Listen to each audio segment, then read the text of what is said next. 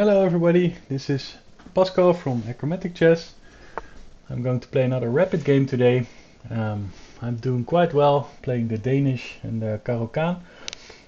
This time I'm black against a player from Australia, Ubgs. His rating is nearly 1300, so I've been climbing through the rating ladder. So here I used to play the Benko gambit when white played c4, but I always start with putting my knight on f6. If he plays c4 now, then I'm experimenting with the Budapest gambit. Here, my opponent already makes a big mistake, so I do not see any reason why I cannot take this free pawn. I must admit, I haven't seen this variation in a long time. It's even got a name, an Omega Gambit, so it's a pretty cool name. But yeah, I think I will just call his bluff and see what happens. I think we can just apparently I'm playing a main line of the Omega Gambit, so it looks good. I think I can always follow it up with d4, but here I think I drop my knight back to f6 and be a pawn up, and I'm happy. So let's occupy the center with d5. Try to get my pieces developed. My bishop wants to go to f4. I guess my opponent tries to prevent that by playing bishop d3 himself. So now that is ruled out, I think I will follow it up with e6. He's pinning my knight. Is this something that I have to be afraid of? I don't think so. This is just a very a very bad position for my opponent. I think if I can try to treat this as some sort of French defense or Collie system, then Collie system, Torah attackish kind of game, then I think it's always a good idea to play c5 and not to be afraid of this pin. I can always put my knight here, develop my bishop in this way, and then nothing to worry about. So my opponent is thinking, he has to develop his knight to an awkward square. So you have to think about this when I play chess. I always try to figure out what the future is of this knight. I see that now that there's a pawn on c3, this knight is also prevented from his natural development square, and also, imagine that he put his knight on these squares, then it does not do anything, because, from here he cannot go to this square because it's covered by my pawn, and what he's trying to do, he's not doing anything. So this is a really bad piece. So having said that, I think I can just increase the pressure on this pawn by also developing my knight to c6, and I'm guessing my opponent will castle now, where I try to see. Okay, my opponent takes. I think this is a really poor decision, because now I have full control of the center. So let me recapture it before he has an opportunity to play a move like b4. So this is a really bad move, because I also prevent him from castling short. So what do I want to do now? I think I just want to castle, be happy. I'm guessing that he wants to go long, so develop his queen here and then go long. But then again, I think I have an excellent position. I'm a pawn up, I have full control, and I need to think of a plan here. So he's attacking my bishop. I really want to prevent him from castling, so my first instinct was to drop my bishop back to really relieve the pin from my knight. I think that's always a good idea. I can always drop it back, but how can I solve this problem? Now the pin is really an issue, because I developed my knight to c6. So having said that, I think I'm going to allow him to castle, because this file will always be a vulnerability for his king if he decides to castle short. Okay, I can even develop my queen with check. Maybe that's a good idea. I can also continue improving my piece placement. I want to develop this bishop, so let's do that. And I'm thinking that this knight is also not doing anything, so I cannot go here, cannot go here. I can go here though, and here it's doing an excellent job of attacking his one of his best pieces.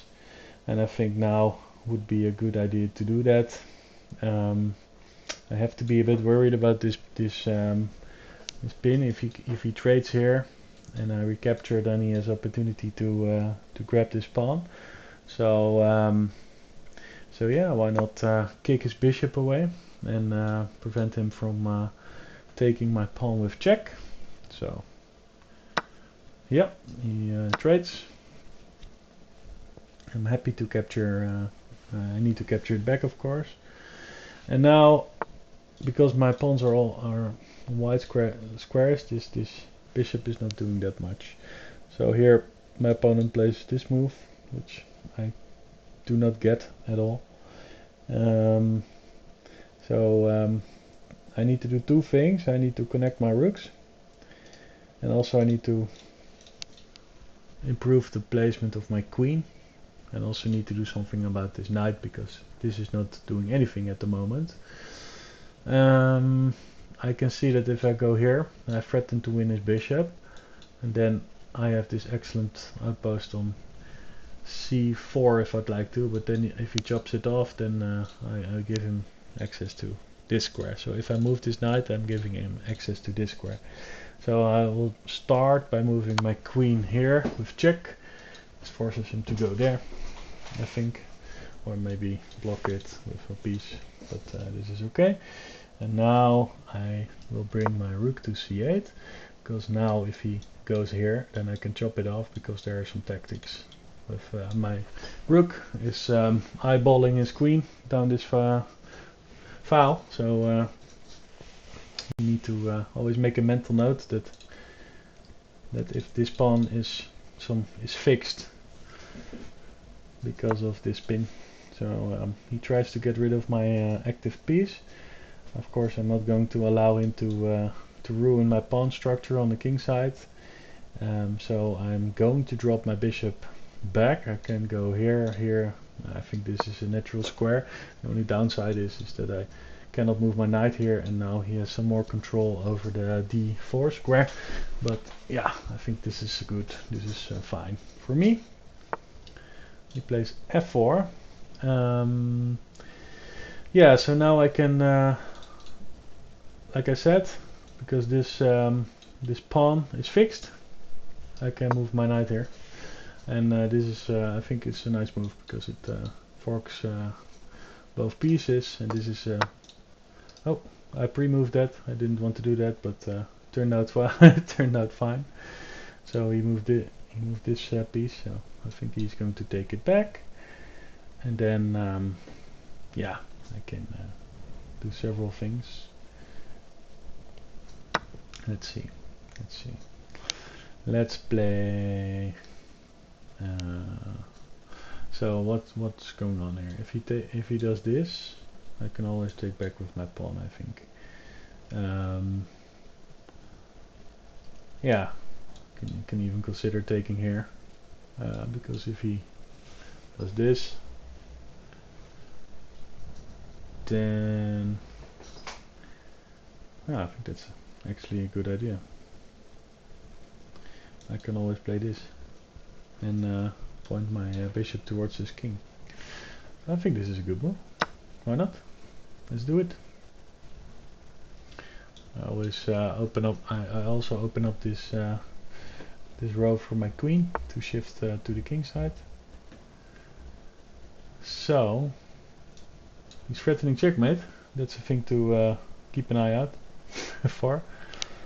Yeah, I can do several things. I'm up 2 pawns, so I do not mind the queen trade. So that then, oh, I only also have 3 minutes, so I need to speed it up a lot. I can also block it with a piece, but if I do that and he plays a move like h4, what do we do there? Yeah, then I can play f4. No, let's exchange queens. I think this is a good move. If he takes my queen, then I capture with my f pawn and then solidify my f pawn, and then simultaneously take his knight. Here I want to protect this, so let's play king h7. I'm going to speed it up a bit. Okay, so now he captured my pawn. He's threatening to do that, so let's play this move. Plays h4. Okay, so I see he has massive troubles on the dark square, so I do not like a rook coming this way and target both of my bishops. So let me try to box him in. So he plays quite quickly now, but let's see. Let's do this. Attack some of his pieces.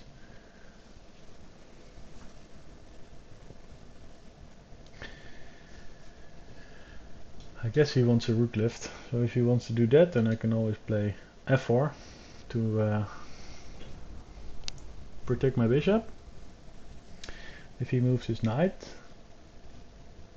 he can move his knight to f4. Then I have something like bishop to c4. That seems good. So let's see what he does. I have 2 minutes left, so I really need to speed it up. Okay, he plays that, so I have to, try to exchange a pair of rooks. Let's pre-move this. If we need to speed it up.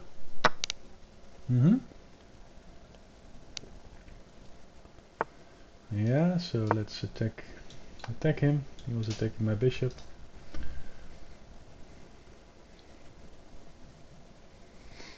And then maybe play f4 just as a prophylactic move to protect my my loose bishop on g3.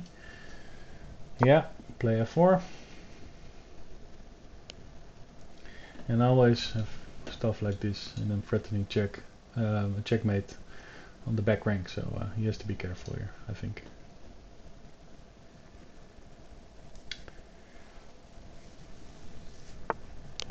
Okay, so let's go ahead with my plan.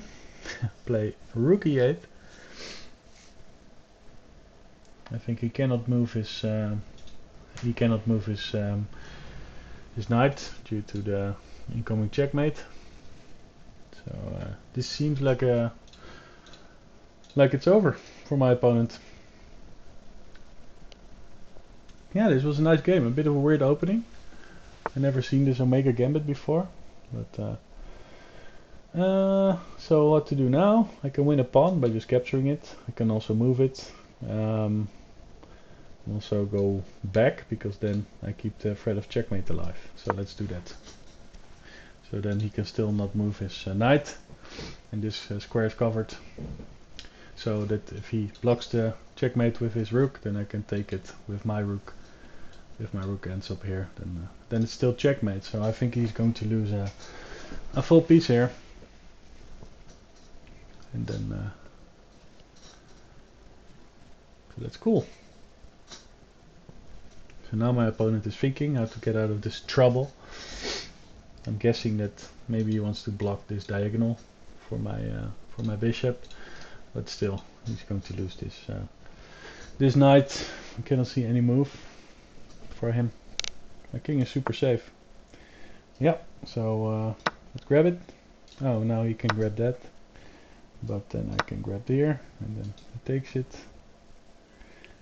Let me give him a check. If he goes here, he goes there. So how do I do this? Okay, let's activate my rook. I need to be really quick now. A4. Let's bring in my king. Okay, let's bring in my king. Okay, I can grab this pawn, I think. Nothing wrong with that. Let's do this. I take this vulnerable square. Also, I'm threatening to exchange another piece, and then I'm up a full piece, and then it's definitely GG. So let's do this. Keep it simple. If he does not take, then I will be happy to grab this. So yeah, so he exchanges pieces. Now I'll just target this one. This one, he needs to move here. Then I can do that. Bring my king in, and then it's GG. Let's go here. Let's go here. Oh, this is not a good end game technique for me. I could do that in one go, but let's do this like this. I have a pawn majority on the king side, and also have an extra piece. So let's move it up. We cannot do anything on the queen side, so this is game over for my opponent. Let's exchange all the pawns here.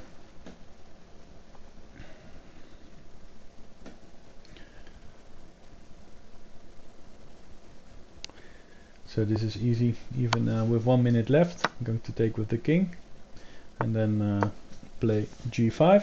And now I'm going to create a passed pawn, where my king is already advanced, blocking access to these two squares. So he cannot go.